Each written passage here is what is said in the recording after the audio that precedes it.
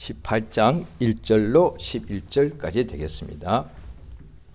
요한복음 18장 1절부터 11절까지를 교독하시겠습니다. 제가 먼저 읽습니다. 요한복음 18장 1절로 11절까지 읽습니다.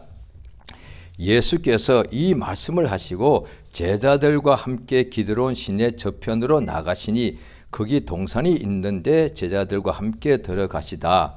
거기는 예수께서 제자들과 가끔 모이시는 곳이므로 예수를 파는 유다도 그곳을 알더라. 유다가 군대와 및 대제사장들과 바리새인들에게서 얻은 화속들을 데리고 등과 회와 병기를 가지고 그리로 오는지라. 당할 일을 다 아시고 가라사대 너희가 누구를 찾느냐 대답하되 나사렛 예수라 하거늘 가라사대 내로라 하시니라. 그를 파는 유다도 저희와 함께 섰더라. 예수께서 저희에게 내로라 하실 때에 저희가 물러가서 땅에 엎드러지는지라. 이에 다시 누구를 찾느냐고 물으신데 저희가 말하되 나사렛 예수라 하거늘 예수께서 대답하시되 너희에게 내로라 하였으니 나를 찾거든 이 사람들의 가는 것을 용납하라 하시니 이는 아버지께서 내게 주신 자 중에서 하나도 잃지 아니하였삼나이다 하신 말씀을 응하게 하려 함이러라. 이에 베드로가 검을 가졌는데 이것을 빼어 제사장의 종을 쳐서 오른편 귀를 베어버리니 그 종의 이름은 말고라 같이 읽습니다. 예수께서 베드로 들어 이르시되 검을 집에 꽂으라. 아버지께서 주신 잔을 내가 마치지 아니하겠느냐 하시니라. 아멘. 하나님께서는 아버지가 되십니다. 하나님은 영원 전부터 아버지이십니다.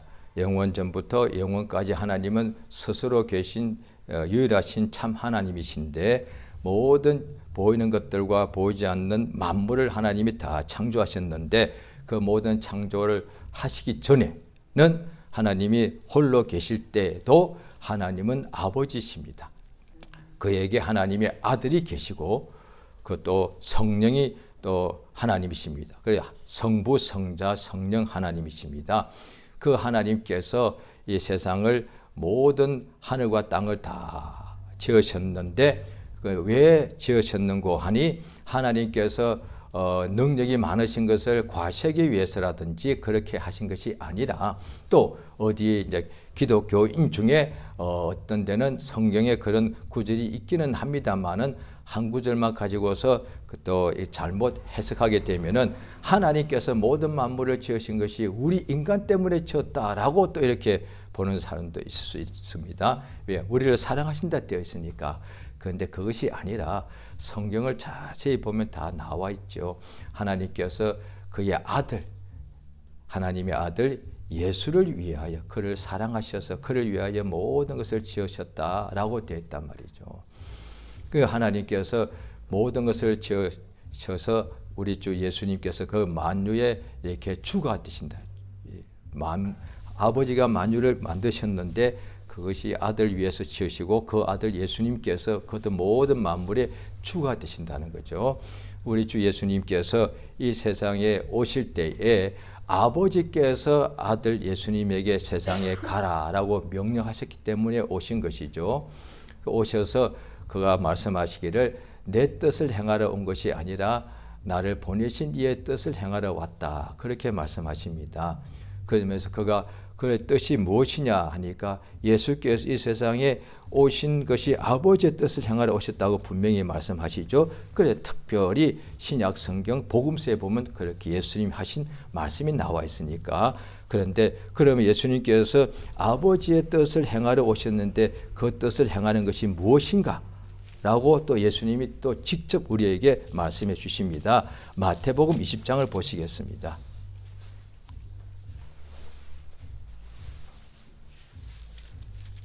마태복음 20장 다 같이 보시겠습니다. 자, 마태복음 20장 28절 같이 읽습니다. 시작. 인자가 온 것은 섬김을 받으려 함이 아니 섬기려 하고 자기 목숨을 많은 사람의 대속물로 주려 함이 이에 이래 나와 있습니다. 예수님이 이 세상에 오신 것은 섬김을 받으려 한 것이 아니라 하나님의 아들이시니까 섬김 받는 것이 마땅하죠. 그런데 섬김 받으러 오신 것이 아니라 오히려 섬기러 왔다는 거죠. 하나님의 아들이 섬김 받아야 마땅한데 섬김을 받지 않는 것만 해도 이거는 이해가 안 될 일인데, 하나님이 우리 인생을 하나님의 아버지께서 그 아들을 세상에 보내신 것은 우리 인간들을 섬기라고 보내셨다는 거예요. 이런 일이 있을 수가 없죠. 그래서 28절 읽었었는데 바로 그 3절 위에 보면은 25절에 나오죠. 이방인들은 왕과 집권자들이 사람들이 주관하지 않느냐, 다스린다는 거죠. 그런데 하나님의 아들이 어떻게 우리를 섬기시냐는 거죠.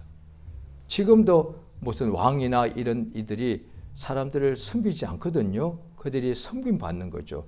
그래서 상석에 앉으려고 그러는 거죠. 예수님 당시에 그 하시는 역사를 보고서도, 설교를 다 듣고 그가 하신 하늘의 크신 능력을 행하신 것을 보고서도 믿지 않는 사람 중에는 대제사장들과 바리새인파 사람들과 이런 사람들이 있었는데, 그들은 하나같이 그 당시에 유대 백성들 중에서 항상 이렇게 지도자, 선생, 그 다음에 상석에 앉는 사람들이었다는 거죠. 그러니까 섬김 받는 사람들이었죠.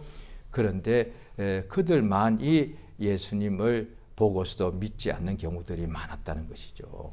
그러니까 예수님께서는 이 세상의 모든 만유의 그가 주인이신데도 섬기러 오셨는데, 그러면 모든 만물을 섬기러 오셨는가? 아니요, 사람을요. 그런데 어떤 사람이요? 뛰어난 사람이요? 반대로 불쌍한 사람이요? 그러니까 사람을 왜 물어보면은 그렇습니다. 기독교에서도 믿는 사람끼리 여러 가지 생각이 많겠죠. 어떤 사람은 예수님이 사람을 섬길 때 누구를 섬기겠는가? 아무래도 막 지혜롭고 권력자들 섬기겠죠. 왜냐하면 그들이 큰 힘이 되니까.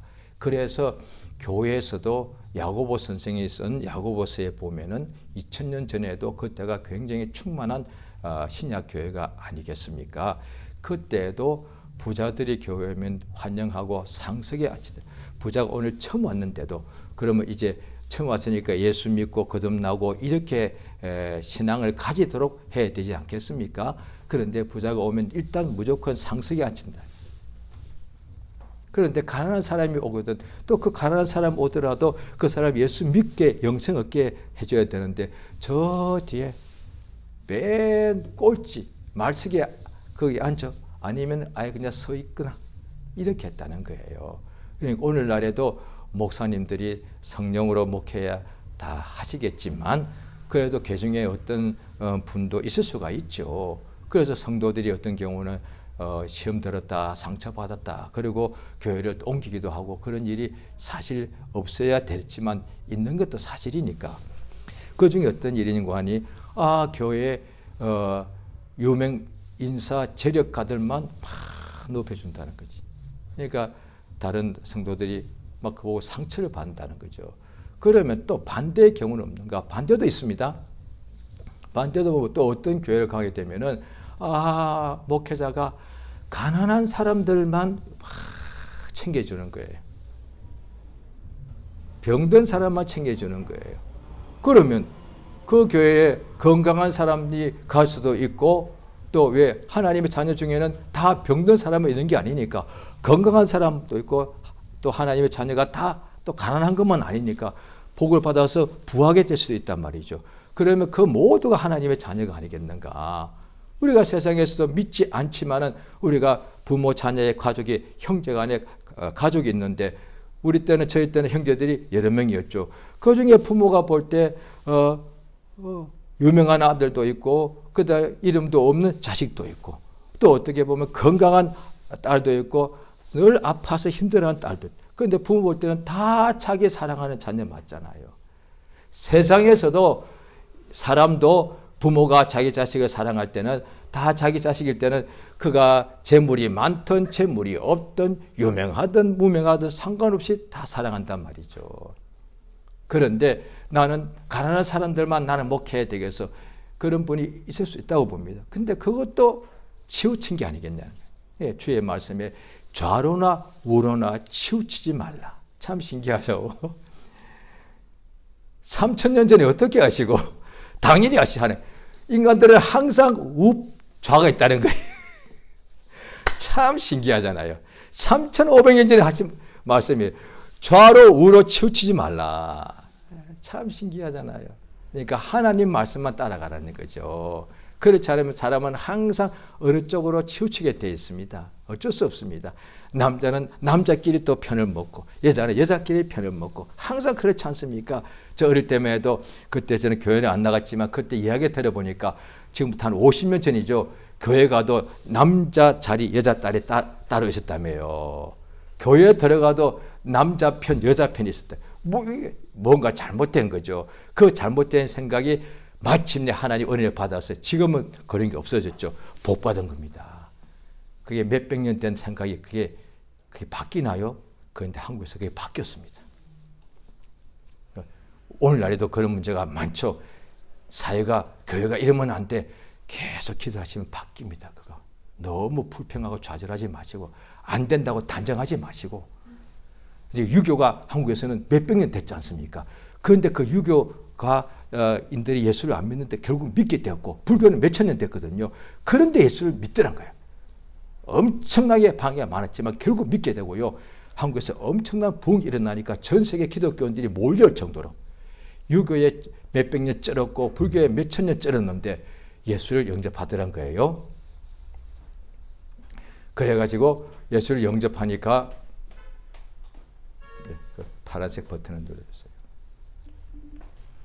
예, 감사합니다. 그랬는데요. 어떻게 되느냐 하니 그 당시에 복음 전하는 사람들이 좌절을 얼마큼 느꼈겠습니까? 우리도 지금 복음 전할 때 좌절할 때가 많죠. 이렇게 복음이 안 들어갈까? 그런데 100년 전에 기독교인들 얼마나 힘들었겠. 우리는 그걸 그냥 상상만, 우리는 그 상태를 겪어본 적 없잖아요. 예, 사모님.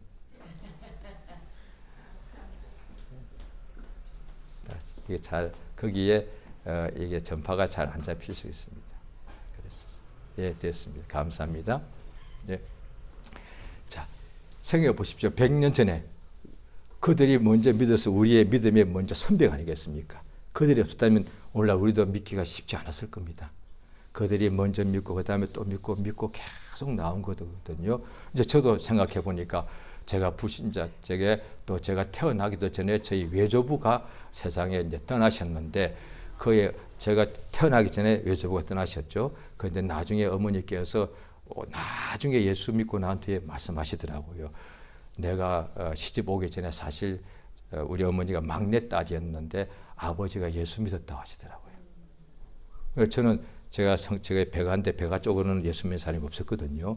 굉장히 좀 완악했습니다. 굉장히 완악합니다. 그 다음에 제사를 그렇게 지극정성으로 하고요. 12시 땡 하면 제사를 얼마나 열심히 하는데 애기들이 12시 되면 얼마나 졸려. 그런데도 모습에 요만한 애들 깨워가 12시까지 버티는 거예요. 땡 하면 제사를 해야 되니까 자 그렇게 했거든요. 그런데 예수를 믿었다고.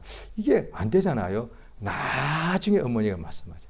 사실은 너의 외할아버지가 예수를 믿었다는 거예요. 그래서 그렇지. 그러니까 먼저 믿은 분들이 있는 거예요. 또 그 외조부도 누군가 그에게 전도한 거잖아요. 그러니까 100년 전에 한국에서 예수 믿을 때 얼마나 힘들었겠을까. 그러고 나서 믿는 사람이 금방 기도하면 다 식구들이 믿을 것 같지만 어림도 없죠. 오히려 따돌리고 그 다음에 완전히 따돌림 당하고 불이익 당할 때 얼마나 힘들었겠습니까.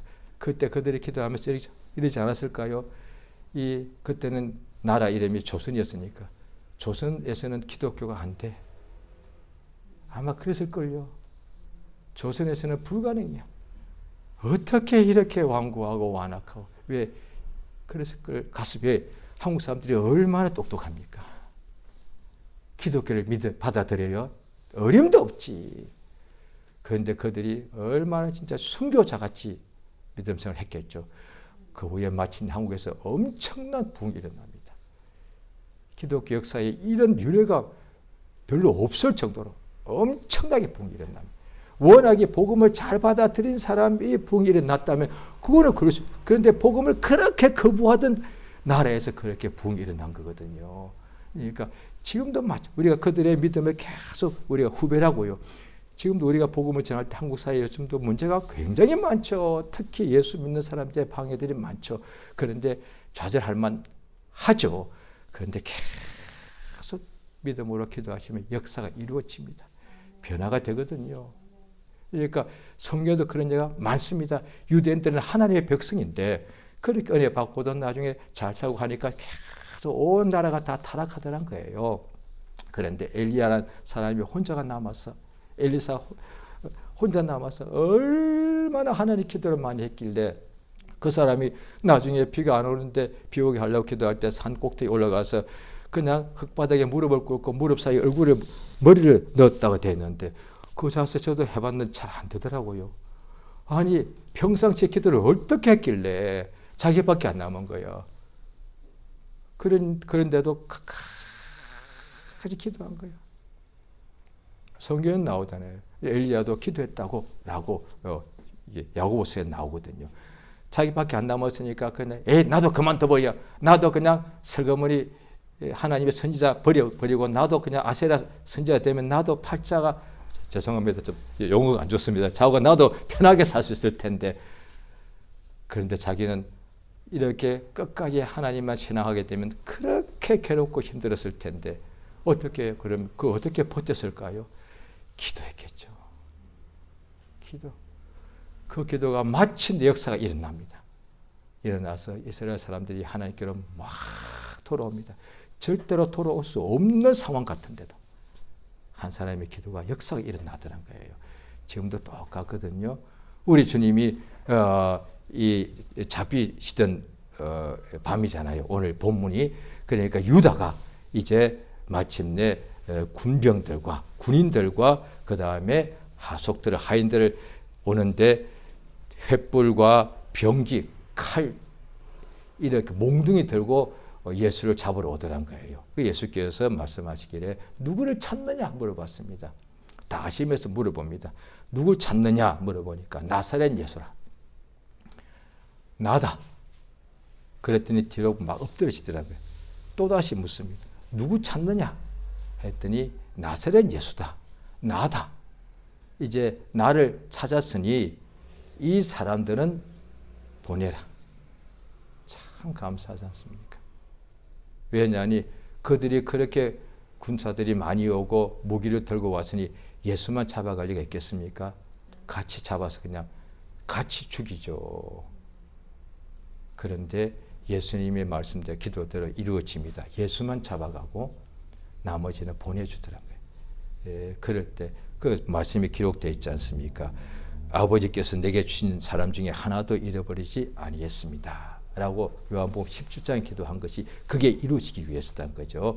그랬더니 베드로가 칼을 베가지고 그걸 사용하니까 어떤 종의 귀가 하나 이렇게 잘라졌죠. 예수님이 다시 고쳐줬다고 나옵니다. 그러시면서 자 요한복음 18장 오늘 본문의 11절입니다.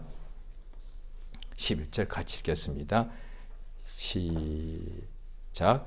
예수께서 베드로 들어 이르시되 거물집에 꽂으라. 아버지께서 주신 잔을 내가 마시지 아니하겠느냐 하시니라. 예, 제가 처음에 말씀드릴 때 하나님 아버지께서 영원전부터 아버지신데 그러니까 영원전부터 아버지인데 그때는 우리가 없으니까 우리 아버지가 아니죠. 우리가 존재가 아무것도 없으니까. 그러면 영원전부터 아버지인데 그럼 누구의 아버지? 예수의 아버지라고 성경 나와 있잖아요. 그 예수의 아버지 하나님께서 성부 하나님께서 성자 예수 하나님 아들 예수님을 사랑하셔서 만물을 지으셨잖아요. 그런데 그 아버지가 오늘 예수님 말씀 아버지가 자기 아들에게 잔을 주신 거예요. 이거 마시라. 아버지가 자기 독생자에게 이 잔을 마시라라고 아버지가 이 잔을 주셨다고 했습니다.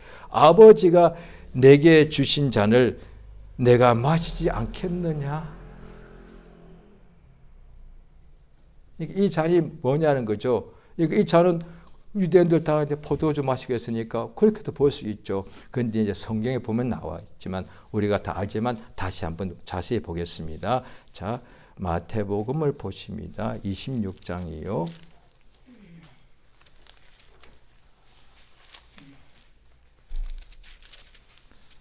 마태복음 26장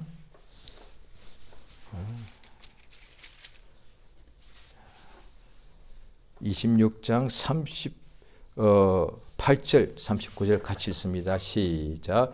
이에 말씀하시되 내 마음이 심히 고민하여 죽게 되었으니 너희는 여기 머물러 나와 함께 깨어 있으라 하시고 조금 나아가서 얼굴을 땅에 대시고 엎드려 기도하여 가라사대 내 아버지여 만일 할만하시거든 이 잔을 내게서 지나가게 하옵소서. 그러나 나의 원대로 마옵시고 아버지의 원대로 이에 아버지께 먼저 기도하시고 오늘 이 마태복음과 요한복음이 결국 이렇게 각각이 됐지만 결국 하나로 보면 되겠죠. 먼저 이렇게 기도하셨습니다. 그리고 난 후에 이제 잡히실 때에는 아버지가 내게 주신 잔을 내가 마시지 않겠느냐. 이때는 이제 그 전에 먼저 이 기도를 먼저 하신 거겠죠. 아버지여, 아버지께는 뭐든지 다 할 수 있사오니 아버지여 합의하시면 원하시면 이 잔을 내게서 옮겨 주시옵소서라고 하셨다는 거죠. 그러니까 이 잔이 뭔지 알죠? 아까도 예수님께서 내가 많은 사람들, 죄인들을 위하여 대속물로 왔다.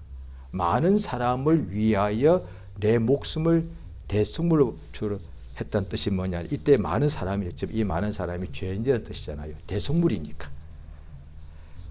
그러니까 대속이란 말은 대신 속하다, 대신 빚갚다 이 뜻이거든요. 그러니까 그때 많은 사람이란 것은 죄인들을 위해서 예수님이 자기 목숨을 대신 죄를 갚는 빚을 갚는 대속물로 주려 오셨다 하신다. 그러니까 대속물이니까 당연히 죽어야죠. 죄의 싹은 사망이니까. 그렇죠? 자, 또 마가복음 10장을 보십니다.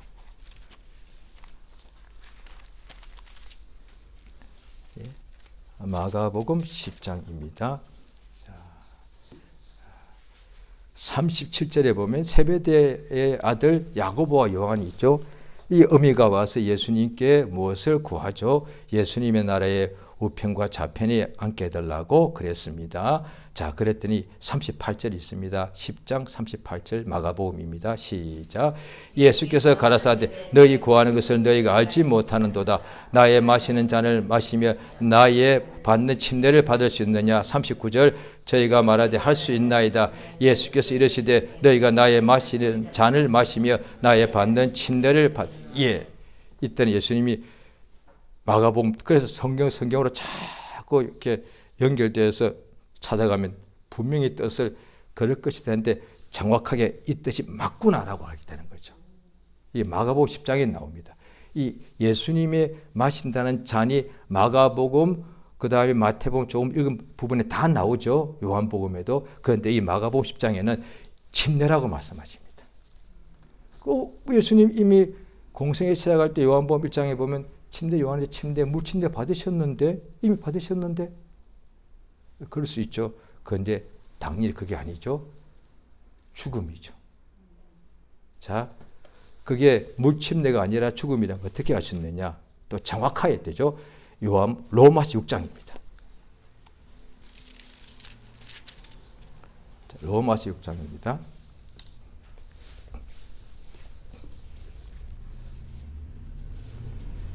자, 로마서 6장입니다. 3절요, 4절 우리 같이 읽겠습니다. 시작. 무릇 그리스도 예수와 합하여 침례를 받는 우리는 그의 죽으심과 합하여 침례 받은 줄 알지 못하느뇨.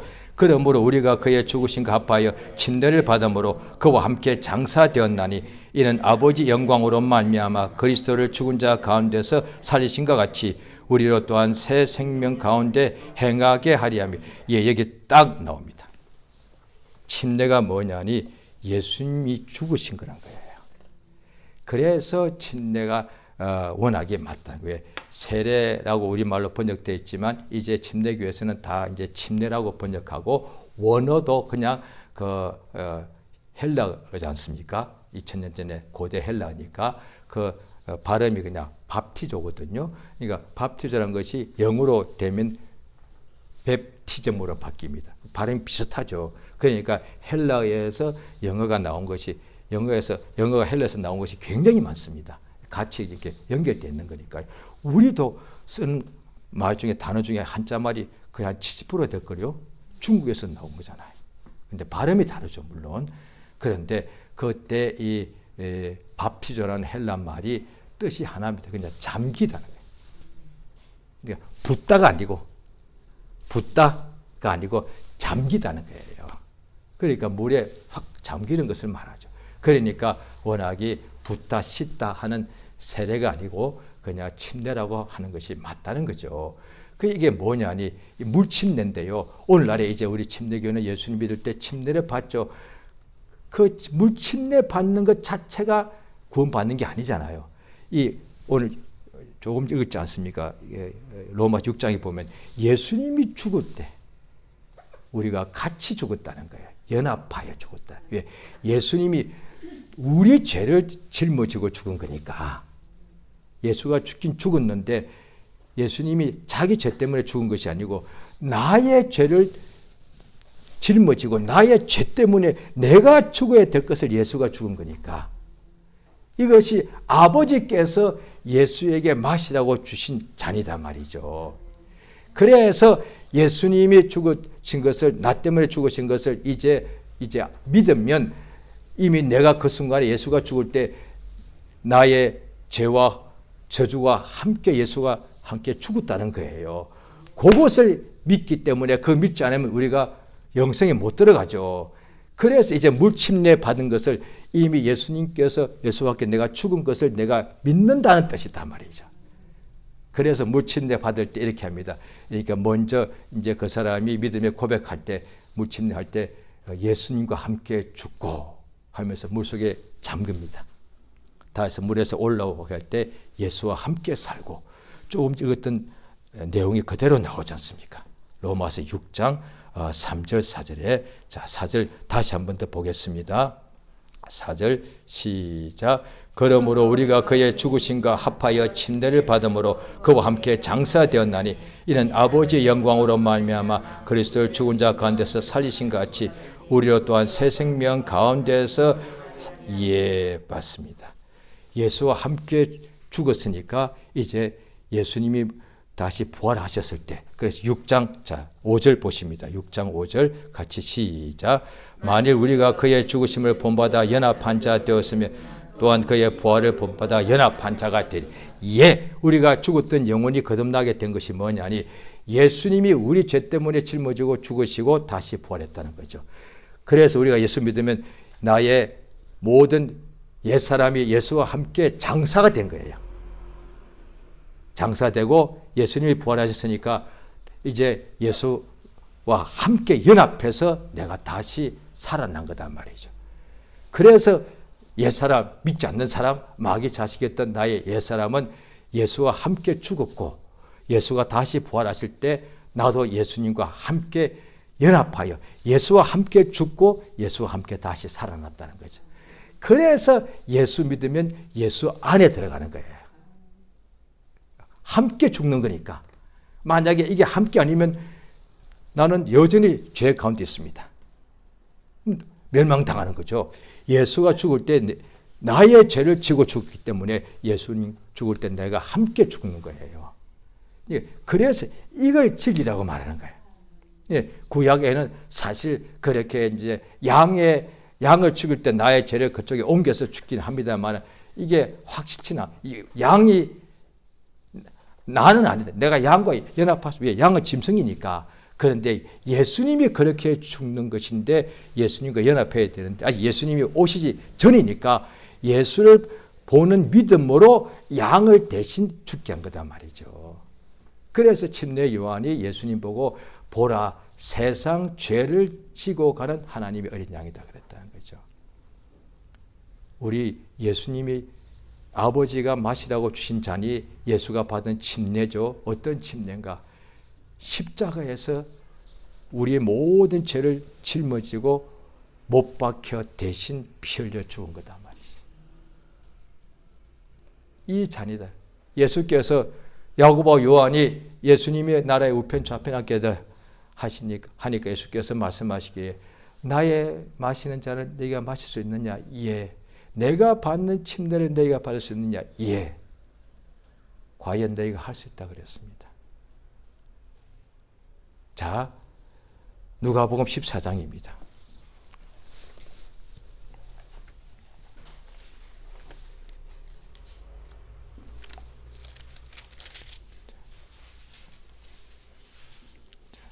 누가복음 14장 25절 제가 읽습니다. 헛한 무리가 함께 갈새 예수께서 돌이키서 이르십니다. 예수님 엄청난 많은 사람이 예수님을 막 따라갔습니다. 그런데 그들 보고 예수님께서 그냥 따라다니는 것이 중요한 것이 아니라 예수의 제자가 되어야 되는데 예수가 제자가 되려면 누가 되느냐? 자, 26절 같이 읽습니다. 시작. 무릇 내게 오는 자가 자기 부모와 처자와 형제와 자매와 및 자기 목숨까지 미워하지 아니하며 능히 나의 제자가 되지 못하고 27절 누구든지 자기 십자가를 지고 나를 쫓지 않는 자도 너희 나의 제자가 되지 못하리라. 너희 중에 누가 망대를 세우고자 할진대 자기의 가진 것이 중공하기까지 족할는지 먼저 앉아 그 비용을 계산하지 않겠느냐. 그 다음 29절부터 쭉 보면은 망대를 오늘 치면 아주 집을 한 10층짜리 20층짜리 빌딩을 건축을 시작합니다. 짓다가 도중에 그냥 중단돼 버리. 왜? 비용이 안 되는 거예요. 그리고 사람들이 비웃는다는 거예요. 그와 같이 예수를 따라는 막 가는데 자기 십자가를 지지 않으면 예수를 따라가다가 결국은 못하니까 사람들이 예수를 따라다니더만 지금은 왜 그래요? 지금도 그럴 수가 있죠. 제가 처음에 믿고 난 뒤에 6개월 믿다가 시험 들어서 2년 동안 교회 안 다닐 때 처음 믿을 때 제가 너무 은혜 받아서 막 여러 사람의 전도를 많이 했거든요. 믿자마자요. 그러다가 6개월 예수를 안 믿고 교회 안 나가니까 저한테 전도를 열심히 받았던 사람 중에 몇 사람이 저를 비웃더라고요. 예수 믿는다며? 처음에 예수 믿고 술도 딱 담배 끊도 왜 술 안 예수 믿고 이제 술 안 마신다며? 그건 왜 또 마셔? 이렇게 비웃더란 거예요. 그 후에 제가 계속 예수 안 믿었다면 아마 사람들이 계속 비웃을 거예요. 저 사람 예수 그때 믿던 사람이야. 이랬겠죠. 그러니까 예수님 당시는 더 했다는 거죠. 많은 이들이 예수를 막 따라가면서 예수야 예수 이렇게 했다는 거예요. 그런데 이렇게 따라만 다니다가 예수님의 말씀대로 살지 않으면 예수의 제자가 되지 못하면 비웃는다는 거지. 그래서 오늘날에 신자 중에서 가끔씩 그런 경우, 저는 20대부터 예수를 믿었거든요. 그런데 이제 저같이 이제 나이도 좀 먹고 오래 믿은 사람들이 가끔씩 이게 안 좋은 말인데 이런 경우가 있잖아요. 나도 한때 열심히 해봤어. 이거잖아요. 그건 너무 미치지 마. 적당히 해. 나도 한때 기도하고 검색하고 해봤어. 결국 뭐요? 한때 했다는 얘기잖아요. 젊을 때. 그런데 지금은 그렇지 않다는 얘기잖아요. 왜 안 그럴까? 낡아서 오래돼서 식어서 실적 나서 그 다음에 여러 가지 때문에 아니요. 십자가 지지 않아서 그랬다는 거예요. 자기 십자가. 자, 예수님 직접 하신 말씀이니까 사도들은 다 들었겠죠. 그런데 자 보십시오. 갈라디아서 2장입니다.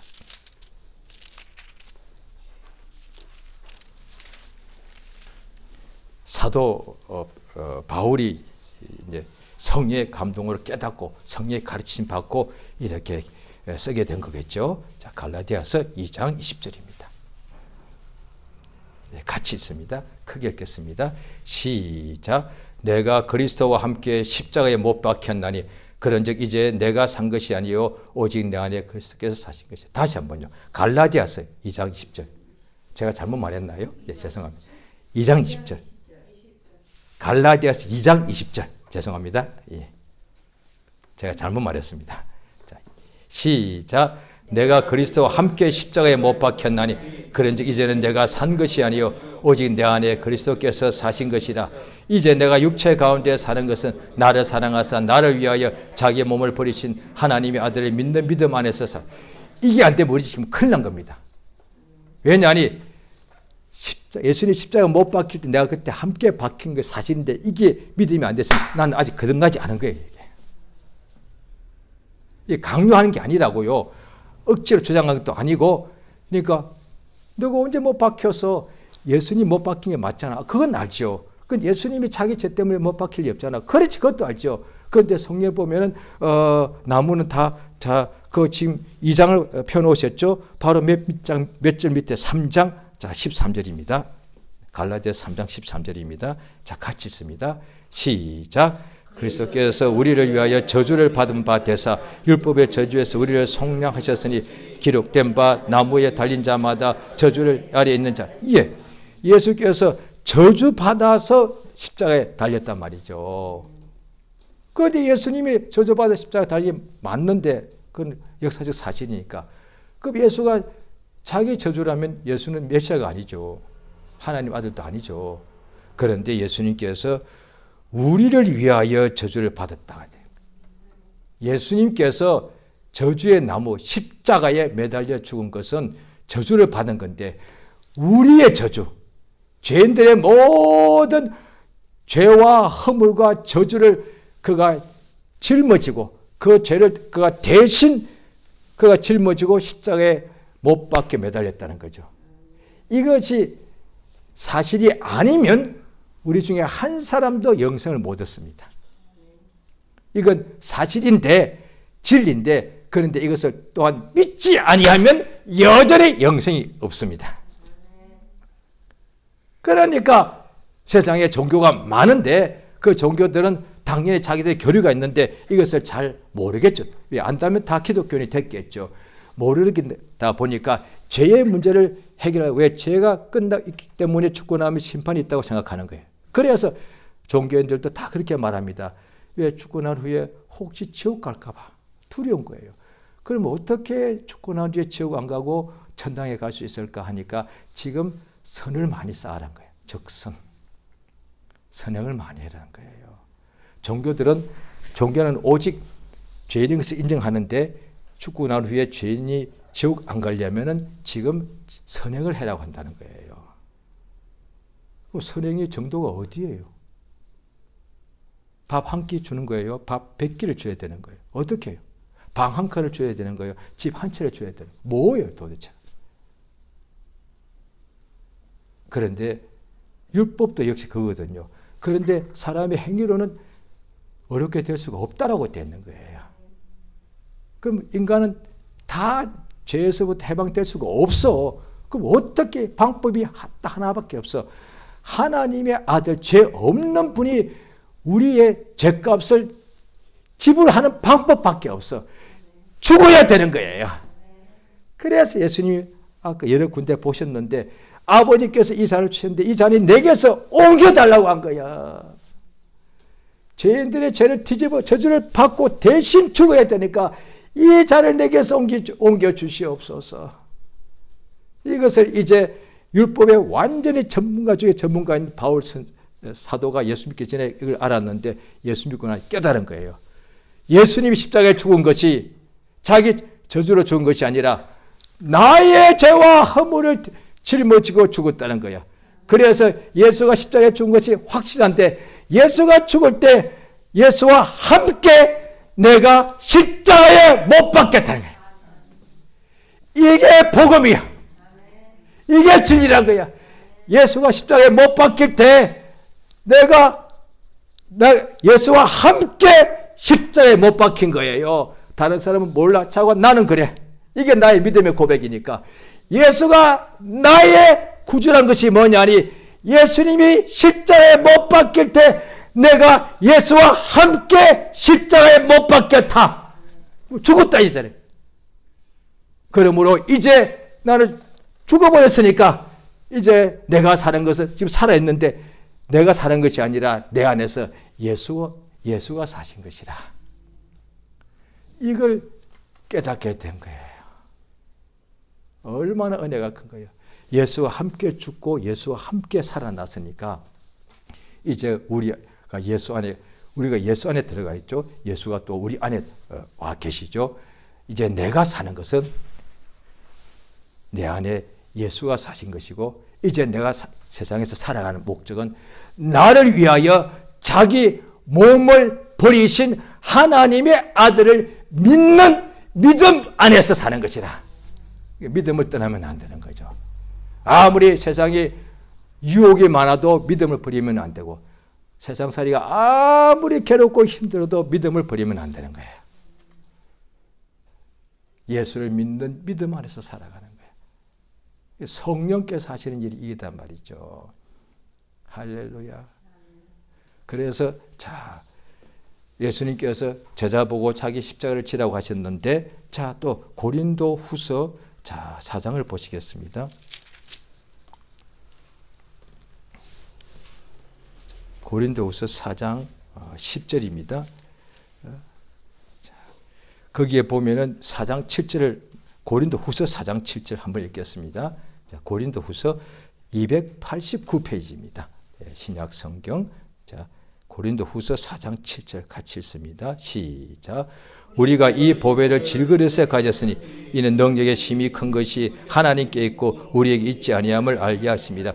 그 뒤에 8절 9절은 우리가 날마다 사방 우겨쌈을 당하고 답답한 일을 당하고 그 다음 핍박을 당했는데, 자 10절 시작.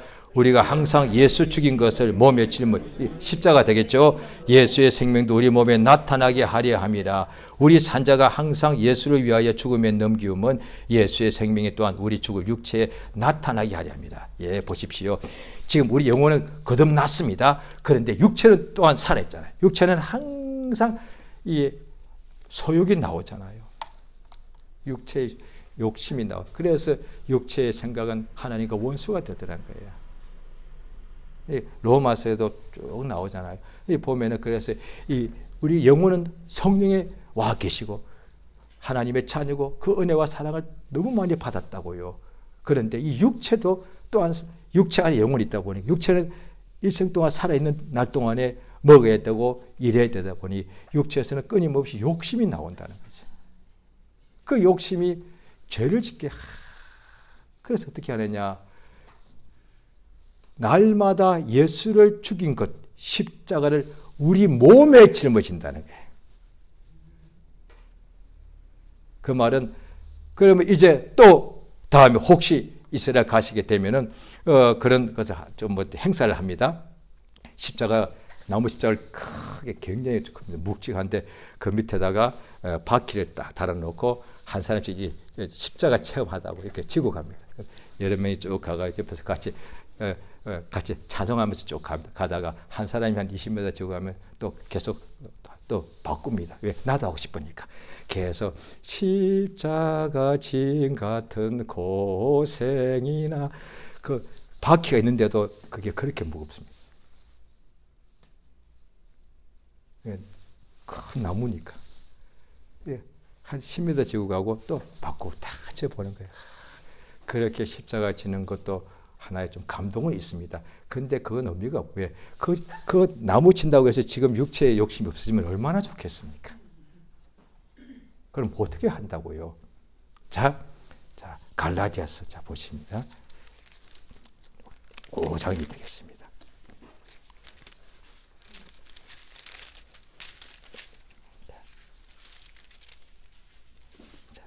자, 갈라디아서 5장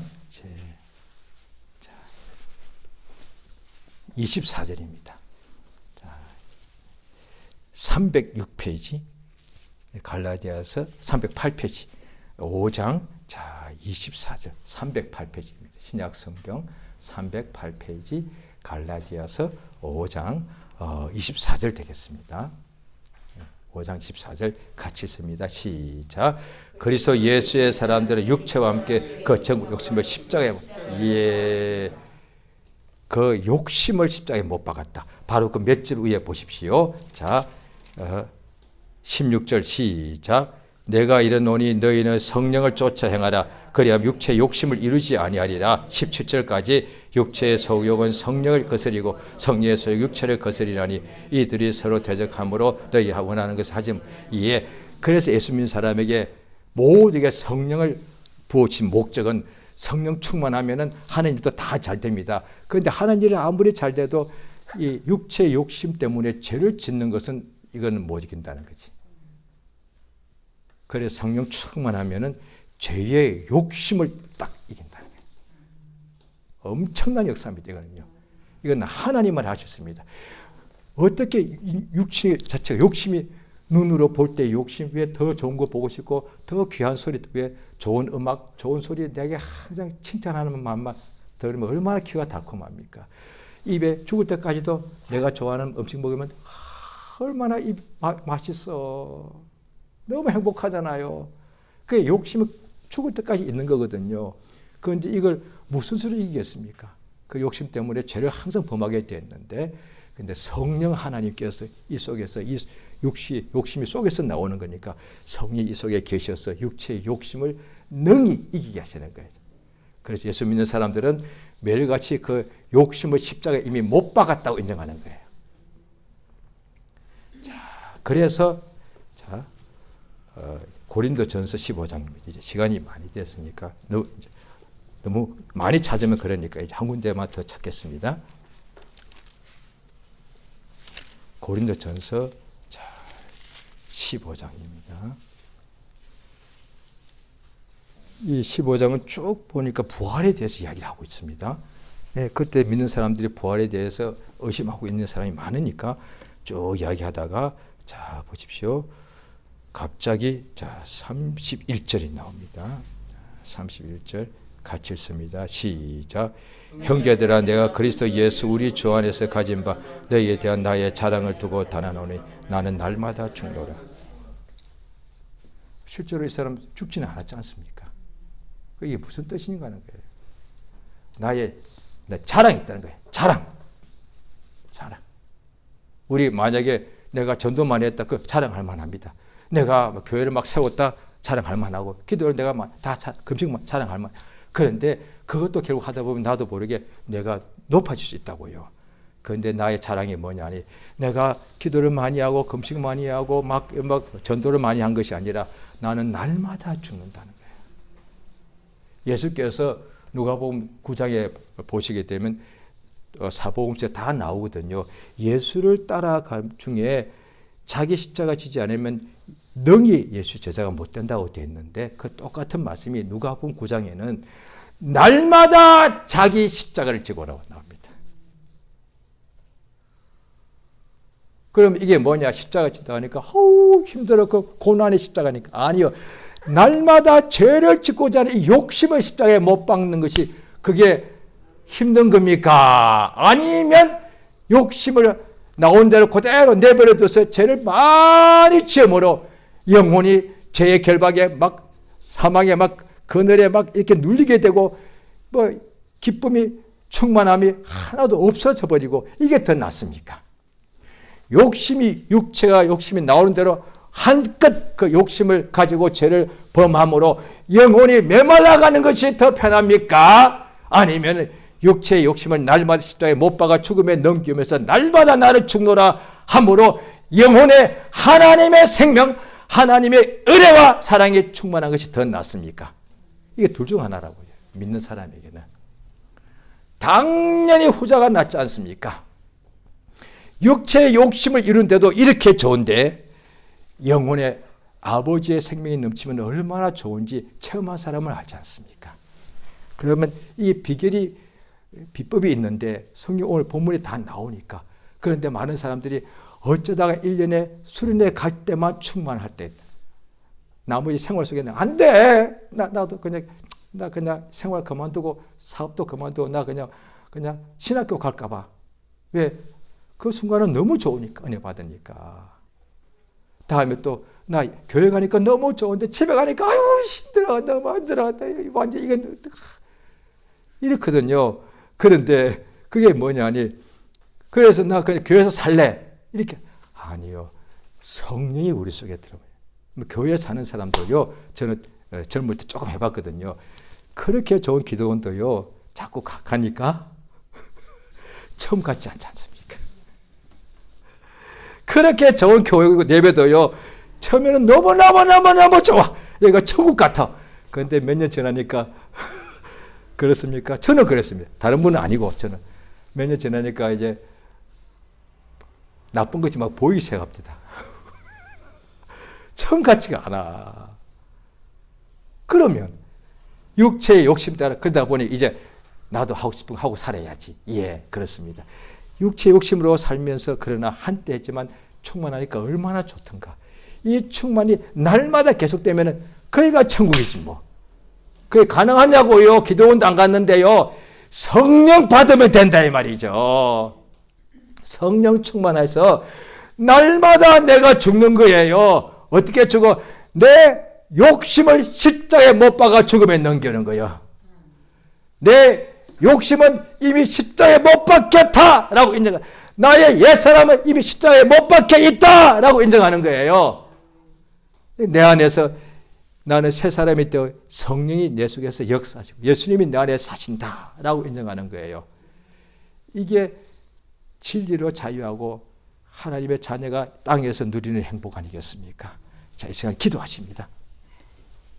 예수 이름 한번 부르고 다 같이 기도하시겠습니다. 예수여, 참으로 역사하시는 은혜를 진실로 감사드리옵나이다. 이 세상에 사는 날 동안에 주